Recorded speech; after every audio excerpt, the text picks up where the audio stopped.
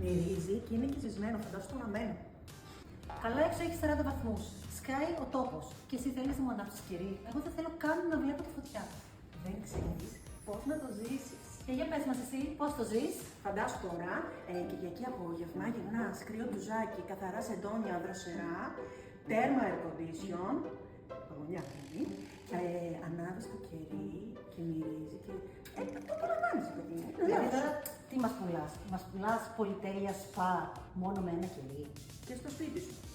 Αρκεί να το ανάψεις. Για να μυρίσω. Δεν έχεις και άλλο κολλιά για κερί. Ξέρω.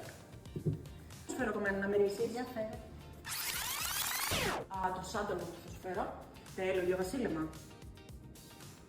Όσο δίκιο έχεις τελικά. Έχει εξυπηρετιέσαι. Κάτσε να φέρω ακόμα να σου δώσω να μυρίσεις. Την πούδρα.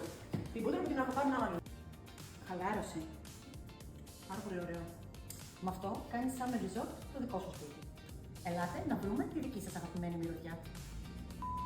Summer resort. Με αυτό κάνεις summer resort το σπίτι σου. Και τσάμπα.